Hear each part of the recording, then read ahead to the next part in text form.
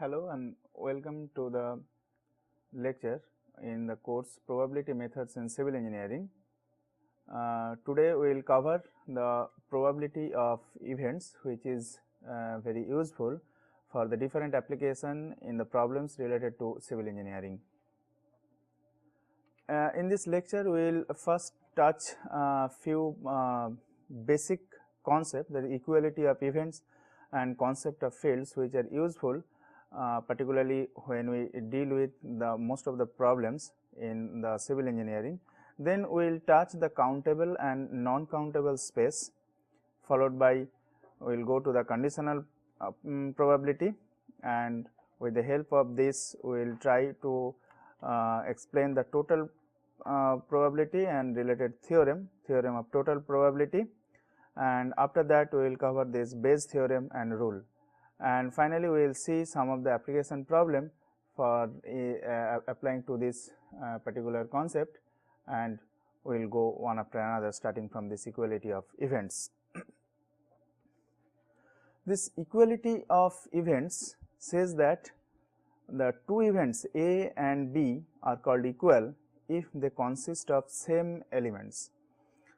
The event A and B are called equal with probability 1. This equal with probability 1 is important, because then we can say that all these elements of both the events are same, and that is if the set consisting all outcome those are in A or in B, but not in A intersection B has 0 probability.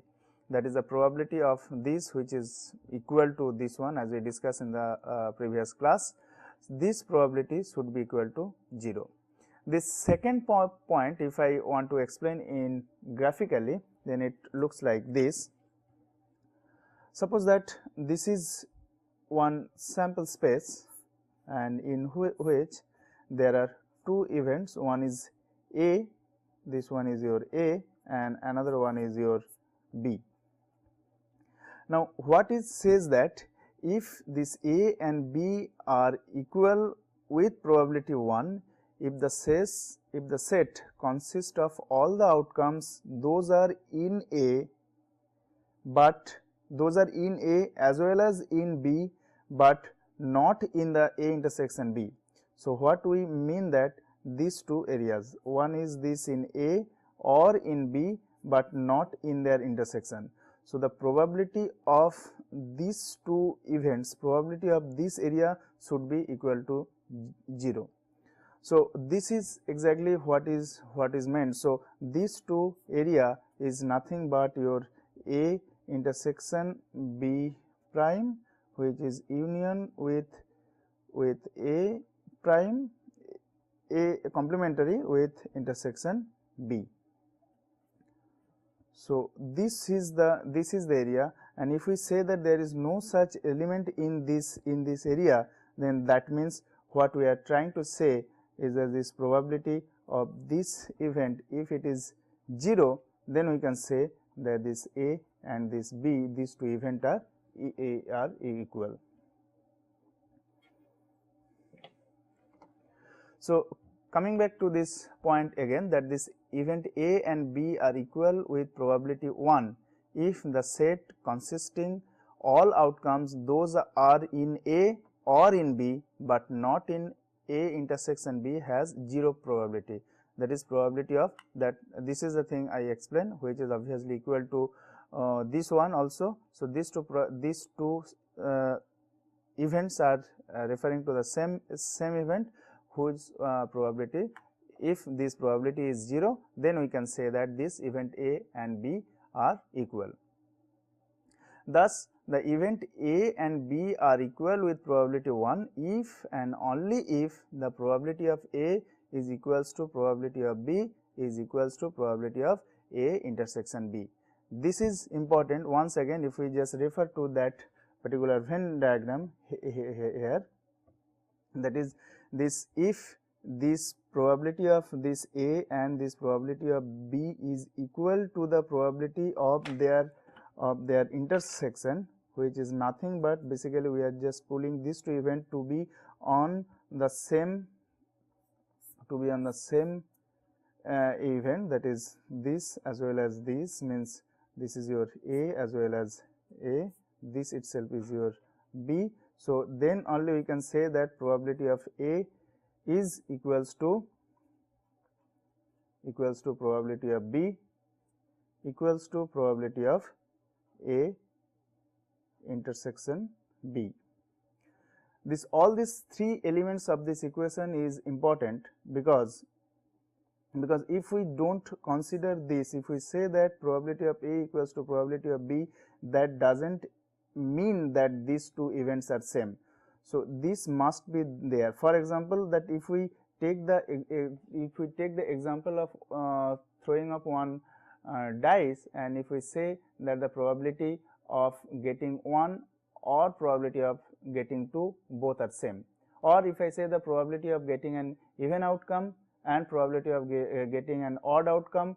So, one is event A, another one is event B, the probability of these two events are same, but we cannot say that these two events are same. So, this intersection, this is the last part, this probability of A intersection B is also is important to declare that this event A and B are equal. Thus, once again, if we thus it is stated that the event A and B are equal with probability 1 if and only if their individual probability is equal to their intersection. If only that what just now we discussed, if only we say that probability A is equals to B, then A and B equal in probability, but no conclusion can be drawn about their probability of A intersection B. The example that we are telling, that getting a dice, throwing a dice and getting the even number and odd number. So, these two events are equal in probability, but the probability of their intersection is 0.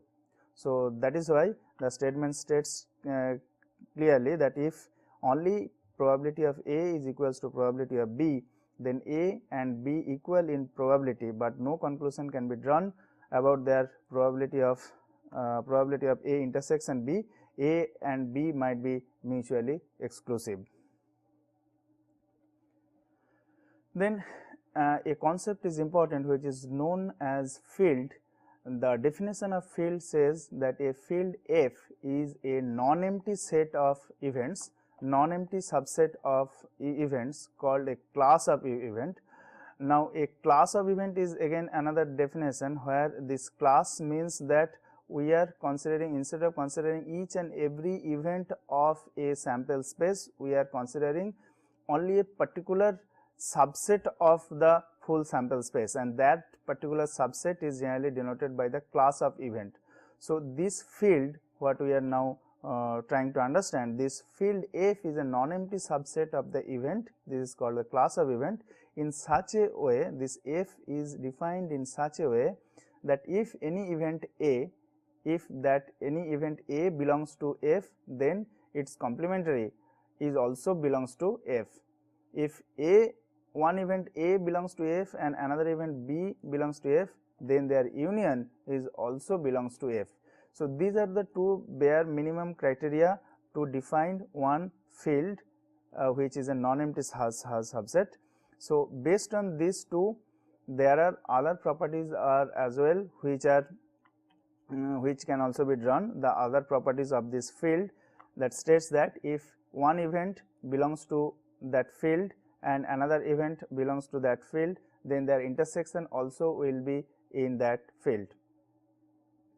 Also, if the complementary of one event belongs to F and their complementary of another event belongs to F, then we can say that the union of their complementary, that is complementary A union complementary B also will belongs to F, and the complementary of the union of individual complementary, that is A complementary union B complementary, full thing their complementary, which is nothing but equal to A intersection B, is also belongs to F.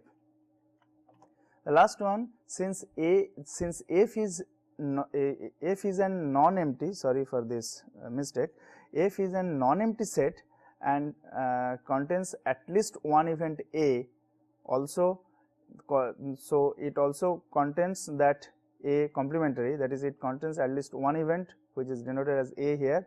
So it also contains that A complementary, thus the A union A complementary, which is nothing but the full sample space. So that is also belongs to that field, and A intersection A complementary, which is nothing but a null event. So that is also belongs to that F. So this S is nothing but almost certain event, and this is almost this is the impossible event, that is null set.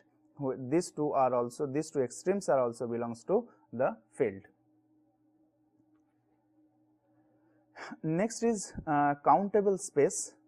Sometimes in the space S contains n outcomes and n is a finite number, then the probabilities of all outcomes can be expressed in terms of the probabilities of the elementary event probability of AI equals to Pi. So if there are n finite, n countable or countable events are there in the space, then their probability can be defined by the individual events. For example, here it is shown that probability of AI is equals to Pi. However, it should follow the axioms that the probability of each and every event should be greater than or equal to 0, and their summation should be 1, which is directly following from their from the axioms of the probability that we discussed in previous classes. If A is an event having m elementary events AI, A can be written as the union of the elementary events AI, then the probability of A is nothing but the summation of their individual probabilities, which is nothing but P1 plus P2 plus up to Pm. So there are m elementary events are there. If we just add up, we will get the probability of that event A. This is also true even if the set S comprise of an infinite but countable number of elements A1, A2 in this and so on. So even though I am talking about this countable space, if it is true when the S comprise of an infinite but countable number of elements in such a way that A1, A2 and in this way so on. So a contrast to this countable space, which is more important in particularly for these applications in the civil engineering, where most of the cases we will see, which is the non-countable space. In many cases we have seen that the total sample space cannot be defined just in terms of few elementary events, rather it should be expressed in terms of means non-countable set. For example, if we take the example of the real line, then whatever the number that lies on this real line if consists of this full sample space. Now for such cases, how to define the probability, that is now our goal to understand. So it is not only for the real line, which is a one dimensional feature, it can be, the concept can be extended to any n dimensional space. So it can be the 2 dimensional where it refers to the areas, or 3 dimensional which is referring to the volume, and in this way it can be extended, the concept can be extended to any n dimensional space. Now here we will discuss about the one dimensional, that is the real line. So if S is the set of all real numbers, its subset might be considered as a set of points on the real line. This is generally impossible to assign the probabilities for all subsets of the S to satisfy the axioms. It is true for any n dimensional space, just now what I discussed. So the probability space on the real line can be constructed considering all the events at any interval where x lies between x1 and x2, and x1 and x2 can be of any real number on the real line, and their countable unions and intersection. So in this case particularly, so what I mean is the real line, the one dimensional case, the probability is assigned to the event which is x less than equal to xi. So xi is any number on this real line. So if we just define the probability, that probability of x less than equals to xi, then this is sufficient to explain the entire set of this probability for the entire sample space. The probability of any other event, all other events can be determined with the help of the probability axioms. Now probability masses. Now the probability PAI of any event AI of an event AI can be interpreted as a mass of the corresponding figure of this Venn diagram here. Whatever you can see here, that this is a Venn diagram that is shown. Now if these dots are the outcome of the experiment, and all these dots are consist of this sample space, now the probability can be treated as a concentrated mass to these points, to this outcome.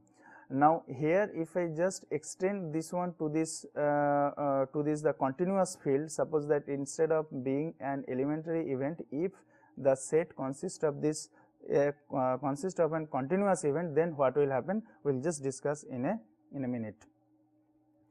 So second thing is that for these cases where it is an elementary events, if a sample space S consists of this finite number of outcome A1, A2 up to AN, and this A1, A2, AN are the elementary events, then by that this AI corresponds to the event AI, then this probability of all these events should equal to the 1, which is directly follows from the axiom of this probability. Now what just now was telling, that instead of being these discrete points, if it is a continuous point, this is important in the sense that what we can, in that case what we can imagine, that this probability is a mass, and where in this field that can be expressed in terms of the density.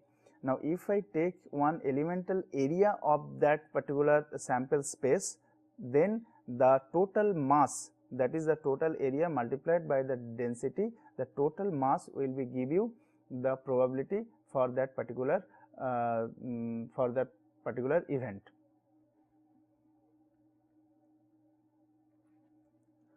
Now in the previous class also we discussed about the concept of this conditional probability. So here just to recall the fact that if there are two events, one is A and another one is B, and these events are taken in such a way that the probability of A is sorry for this mistake, this would be greater than 0. So if we say that the probability of A greater than 0, not 1, this is greater than 0, then the probability of B, given that A has already occurred. So this is expressed in terms of the probability B on condition A. So this is known as the conditional probability.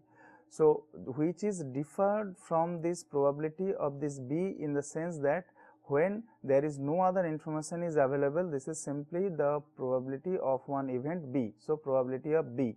Now if we say that A has already occurred, now that so one information is available, so based on the available information, whether the probability of the other event may or may not change, and this is known as the conditional probability, which is denoted as like this, B on condition A, which is derived as that probability A on condition A, which is equal to the probability A intersection B divided by probability of A. So here, so if we refer to this Venn diagram, then what if we simply say what is the probability of B, then we will just concentrate to the event B, which is shown by this circle. Now if we say that A has already occurred, then we know that our sample space, our total feasible phase is now within this zone, which is denoted as the event A. Now the success of this one, so the what is the probability of B? So that success area is highlighted in this area, this is a red, which is the intersection of these two event, that is A intersection B. That's why this is the this is the area where the success lies to declare the probability of B. Now, the total feasible space, as we have seen that as A has already occurred, so the probability of A comes here. So, it says that conditional probability of B given that A has already occurred is equal to probability of A intersection B divided by probability of A.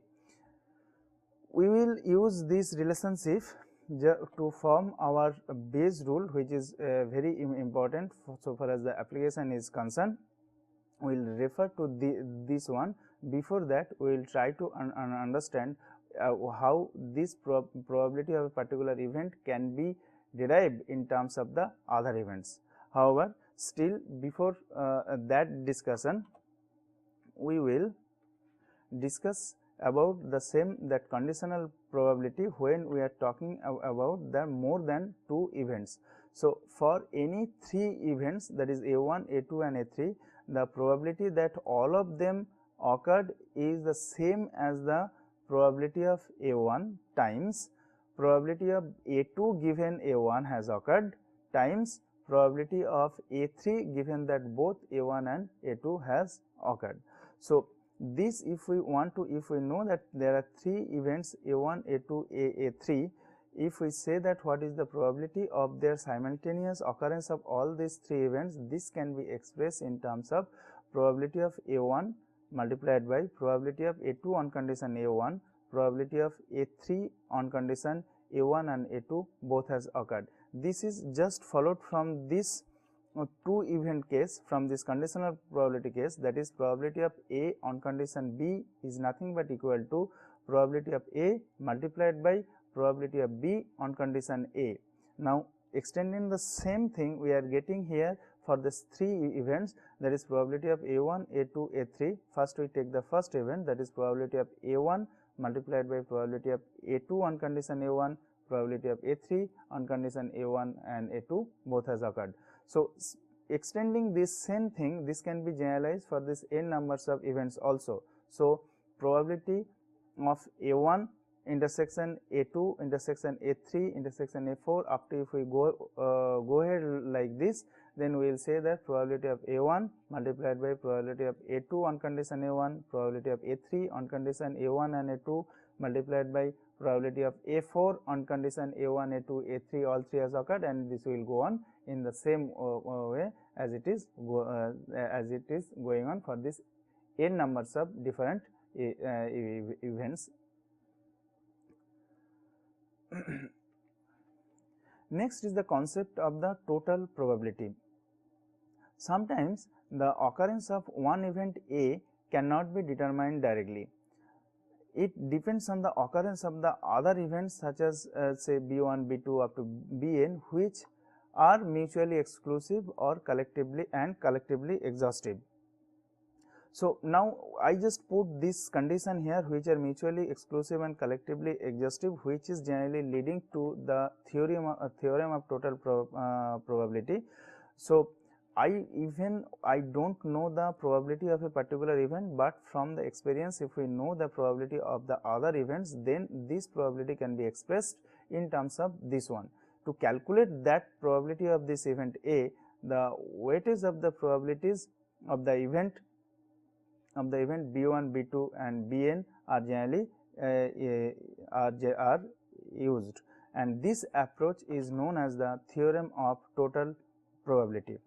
So, this theorem of total probability says that if any event A must result in one of the mutually exclusive and collectively exhaustive events A1 to An.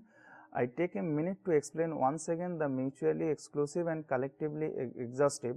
This means the occurrence of one event, for example, that is A1 to An, what is shown here, occurrence of any one event implies that non-occurrence of the all other events. This is meant by this mutually exclusive. And collectively exhaustive means the probability of A1 plus probability of A2 plus up to, in this way, probability of A1 should equal to 1. So, if we see here, if this full rectangle is your sample space, then these are the events which are non overlapping to each other, this A1, A2, A3, A4 up to AN.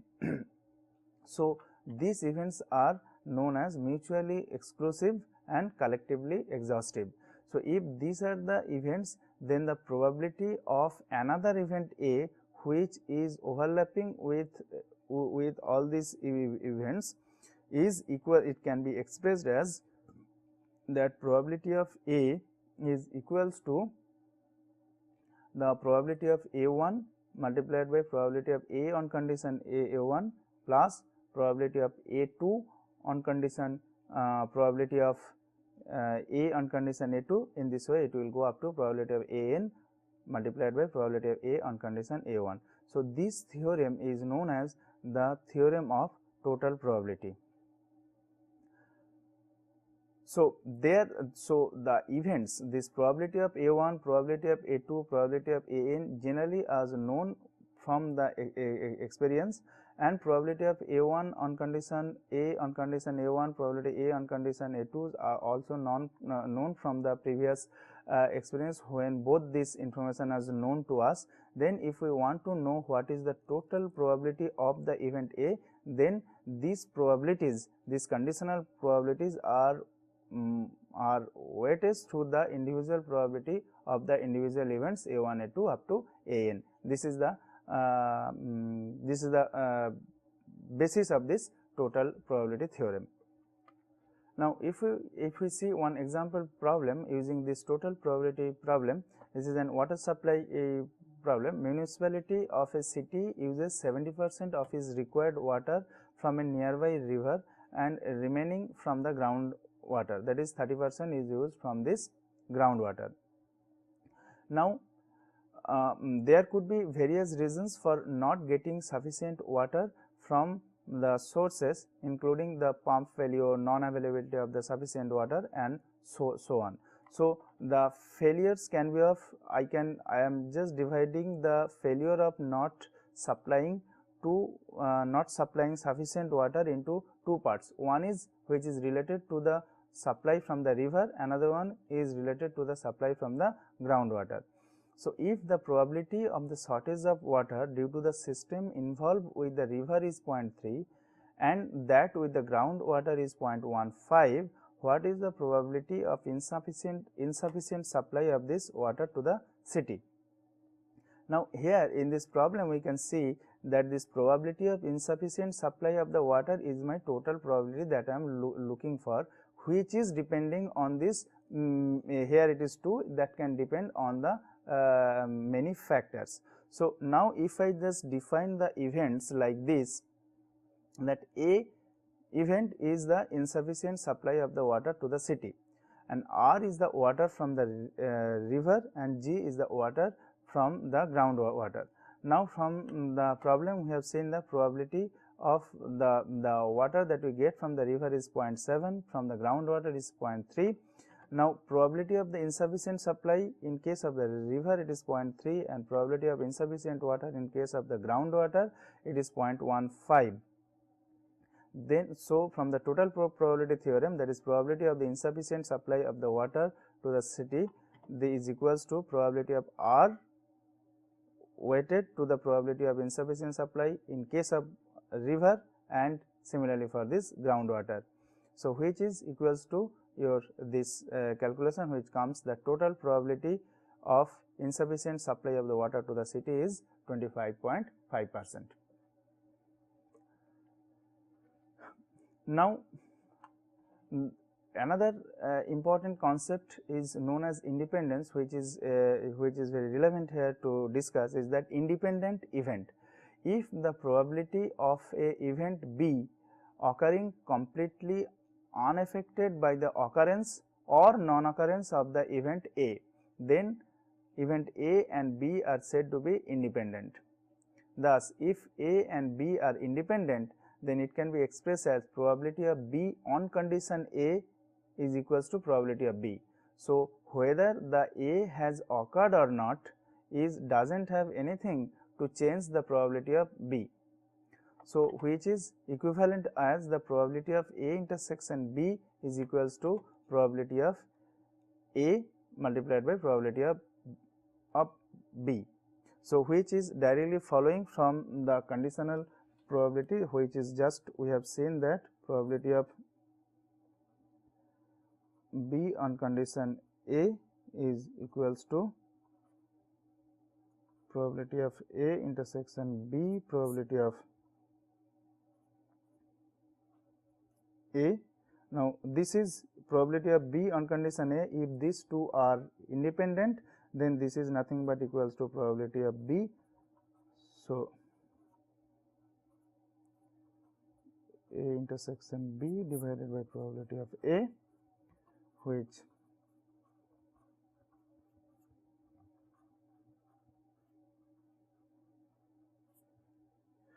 so this is generally the basis to declare mathematically that two variables, two random variables are independent, which will be used in from the next class onwards. So, this is forming the mathematical basis to declare two events to be independent. It is said that if and only if the probability, their joint probability is equals to the multiplication of their individual probability, then we say that these two events are independent. Bayes theorem or rule: if A1, A2, A3, An are mutually exclusive events and collectively exhaustive, just now we discussed about this mutually exclusive and collectively exhaustive, then for any event Ak, k can range from 1 to n, what we can say that this probability of Ak on condition A is equals to probability of Ak multiplied by probability of A on condition Ak divided by summation of all these probabilities, which probability of Aj multiplied by probability of A on condition Aj. This is known as this Bayes theorem, which we will just see that this comes from this total probability theorem. That is, if we know the probability of individual event and after that we know the occurrence of one particular event A, which is shown as the red ellipse here, then what are the probability of these different sub events which are mutually exclusive and collectively exhaustive is generally obtained from this Bayes theorem or Bayes rule. The proof of Bayes theorem can be explained like this, that is, if I take any particular event Ak, k can be from 1 to n. So, Ak, a particular event on condition that A has occurred, can be expressed in terms of, just now we have seen the conditional probability through this A intersection Ak divided by probability of A. Now, again from this joint probability, this probability A intersection Ak can be expressed as probability of A on condition Ak multiplied by probability of Ak. Now, from here if we just replace this one to this part, then we see that probability of Ak on condition A is equals to probability of Ak multiplied by probability of A on condition Ak divided by probability of A. Now, this probability of A can be expressed in terms of this total probability theorem. Then from this total probability theorem, this probability of A can be expressed as this: for all this k, it should be the summation of the probability of Ak multiplied by probability of A on condition probability of Ak. Now, if we replace this one here, so probability of a particular event on condition A is equals to probability of Ak multiplied by probability of A on condition Ak divided by summation of, for all k's, probability of Ak multiplied by probability of A on condition Ak. Now, these probabilities, these individual probabilities is generally having different meaning. The first of all, this probability of Ak. So, what we are doing is that if we say that this left hand side is unknown and right hand side is known, then what we are trying to do is that we know the probability of Ak without any condition, what we are trying to understand, what we are trying to get is the probability of the same event. Here also AK, here is also AK, but here the condition that occurrence of a particular event is known. So, this probability of these individual events which are mutually exclusive and collectively exhaustive, these events are my prior knowledge. Now, from this prior knowledge, due to the occurrence of a particular event, I want to update the knowledge of the probability of AK.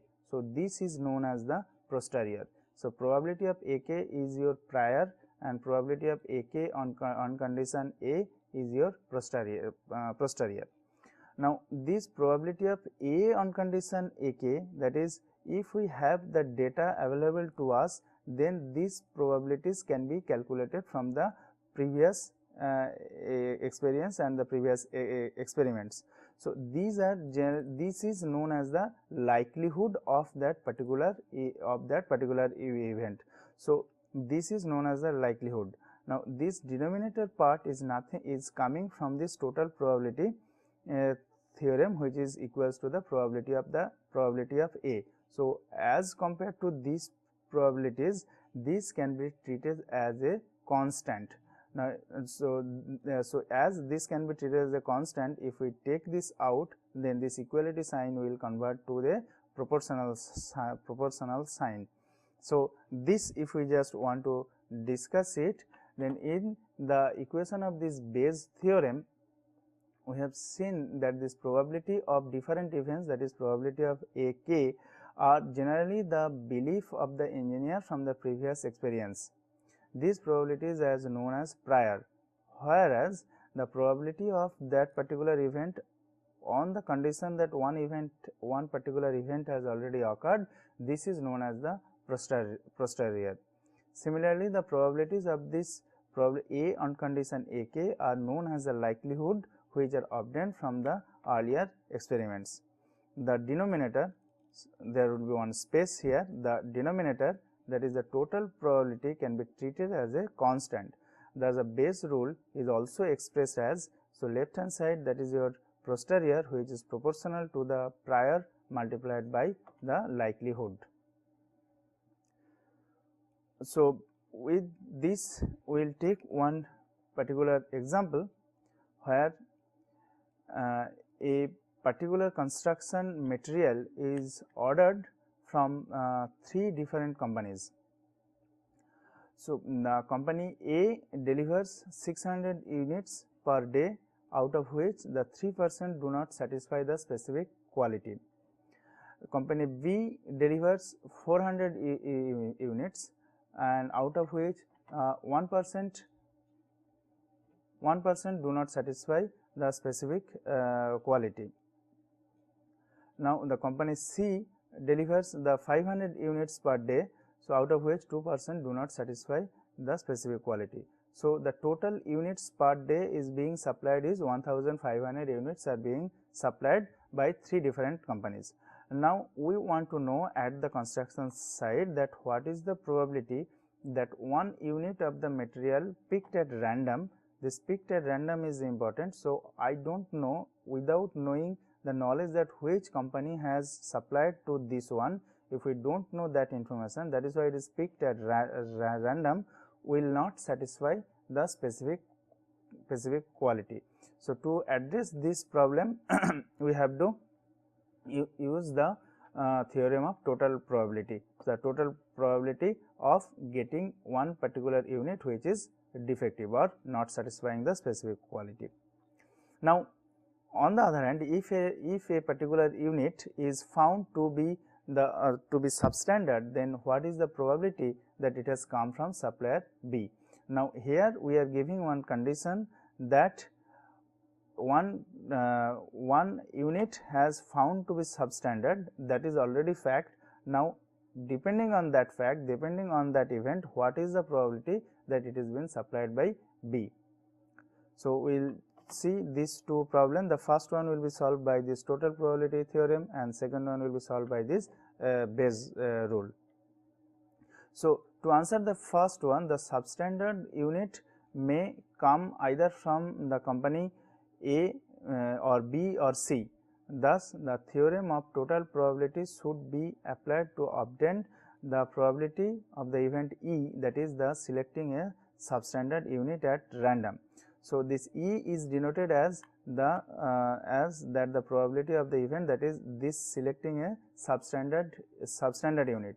So, probability of E, which should be expressed in terms of that probability of A, that is it is supplied by what is the probability of supplying A, probability of supplying B, and probability of supplying B is supplying C, and what are their chances of supplying the defective units.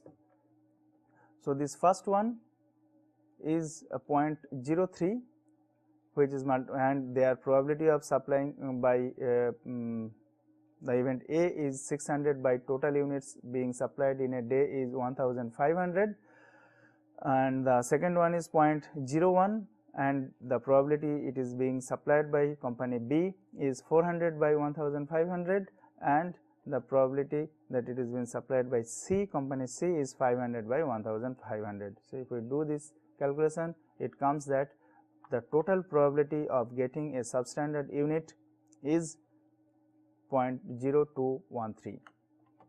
So, this is the total probability that we get. Now, if we just see the second question, if the unit is defective, then what is the probability that it has come from company B?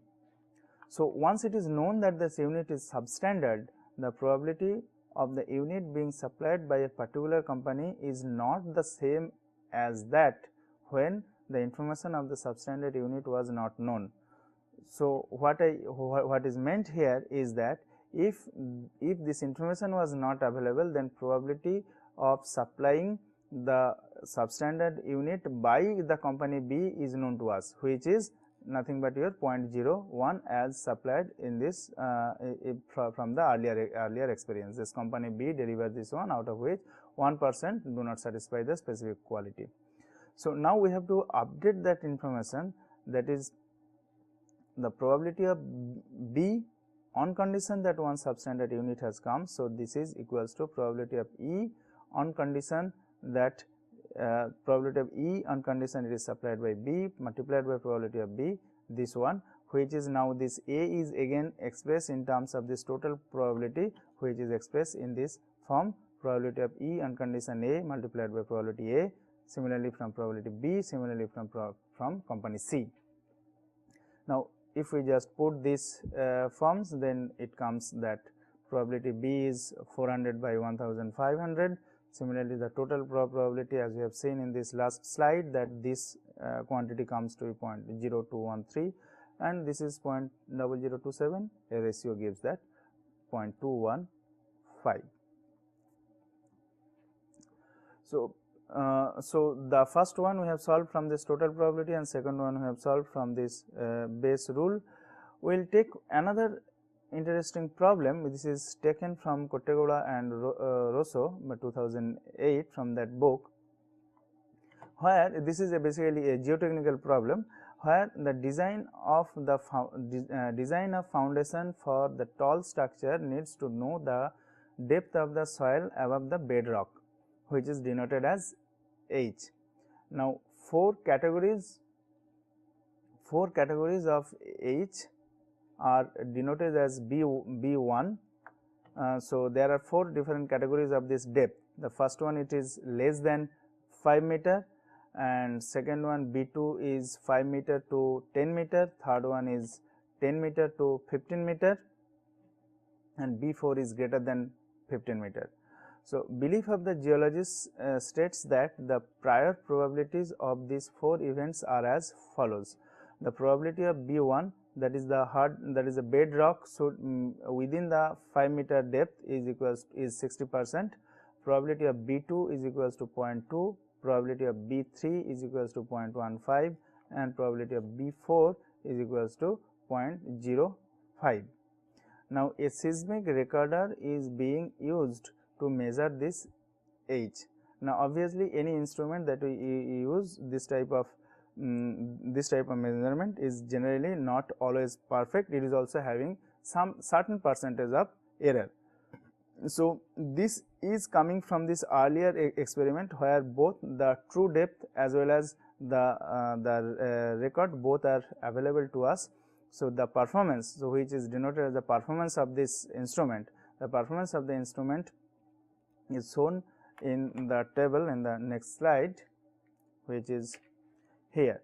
So, this is the measured state which is Bi, and these are the true state which is Bj.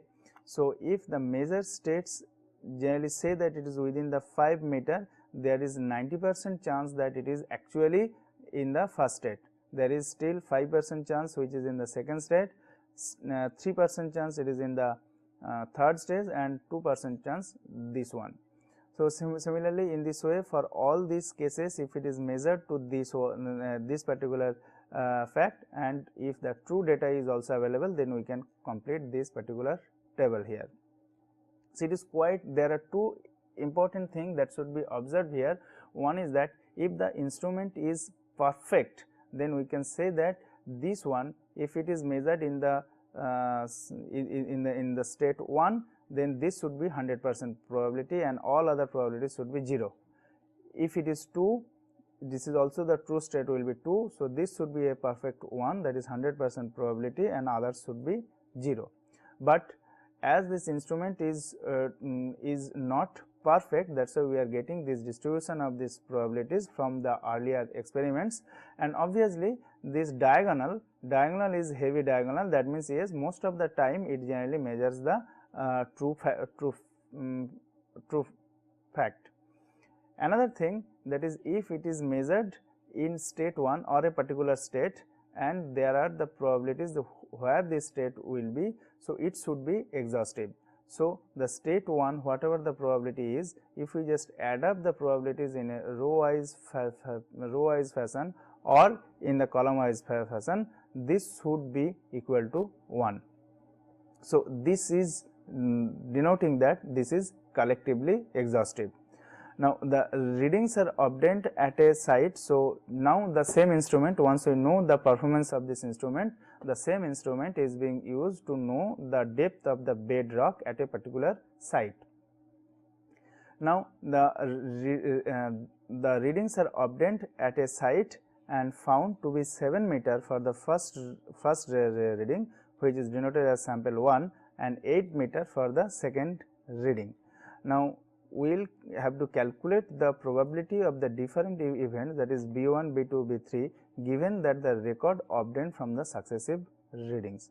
So, if the no reading is taken, then the probabilities are listed here. So, probability of being it in the B1 state, that is below 5 meter, is 6.6, 60%, 20%, 15%, 5%. Now, I got one sample which is 7 meter depth from this instrument, which is obviously not perfect, erroneous instrument. So, after getting that sample 1 from that instrument, what are these probabilities, how these probabilities are being updated.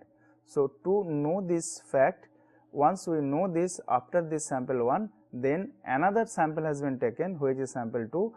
So, these probabilities will be updated after sample 1, again it will be again updated after taking this sample 2. How these probabilities are changing over these successive probabilities, that we will see now in this problem. So, the sample 1 was found to be 7 meter, which corresponds to the B2. Now, the posterior probability of the actual state are obtained from this Bayes theorem, that is what is the probability of a particular state Bk. Now, here Bk means that B1, B2, B3 and B4 on condition that sample 1 is in B2. So, this is from this directly from the Bayes rule we can state that this is the probability of sample 1 belonging to B2 on condition Bk multiplied by Bk, and the total probability is the probability of sample 1 belongs to B2 on condition Bk, probability of Bk. Now, this total probability is calculated from this one, that is from, if I just take that sample is 2, what is on condition that it is in actually in 1, and multiplied the probability of 1, which is 0.07 multiplied by 0.6. Now, if you see this slide, that this is your 0.07, it is in major state in state 2. So, this is in 0.07 and the probability of the prior knowledge of B1 is 0.6, that is why this 0.07 and 0.6 is multiplied. Similarly, taking the other probabilities from that table and their prior probability is 0.2. In this way, if we just add up, we get the total probability is 0.236. Now, putting this one, so we will get the updated probabilities for different state, which is as follows. So, probability that it is the state 1 is equals to 0.07 multiplied by 0.6 is divided by the total probability 0.236. Now, this 0.07 comes from that table where just now I showed from here, and this 0.6 comes from this prior knowledge. So, this is now after the sample 1, the prior information was 0.6, it is updated to 0.178. So, this the probability of the depth of this strata in 1 is now reduced from 0.6 to 0.175. Similarly, the state which is in the B2 is in the 0.2, which is going to be increased from this 20% to 74.6%. Similarly, other probabilities. Now, after taking the sample 1, these probabilities are modified and this probability of being it in the second state has increased to the almost 75%, but still it is not still there is 25% chance that this depth of this bedrock may not be in this strata 2, in this state 2. So, the another observation is collected where it is again saying that it is the depth is 8 meter, that is it is again in that state 2, that is the second stage. So, after getting the second information, again these probabilities are being updated. So, this is now the what is the probability of BK on condition the sample 1 and 2 both are in B2. So, this can be expressed in terms of this Bayes theorem, and here the total probability when we are calculating, we are using that the performance of the, this is from the table performance of the instrument and this is from the updated information after getting sample 1. So, if we add up this thing, it comes to be 0.675. Now, using that 0.675, we are getting different probability for the different state. So, from 175 it is further reduced to that 1%, 1.8%, and the probability that it is in state 2, it is increased to the 97%, and similarly for the other states. So, thus it is noticed that after obtaining sample 2, the chance of 2 state being B2 is very high, which is 97.2%. Thus, with the help of the Bayes theorem, the probability of unknown are improved with the availability of the mode information. So, in this class, the concept of probability events is discussed through different theorems and problems. The theorem of conditional probability is defined, the probability of one event based on the occurrence of the other events. Concept of total probability theorem and Bayes theorem is useful for revising or updating with the availability of more information, which is seen in the last example.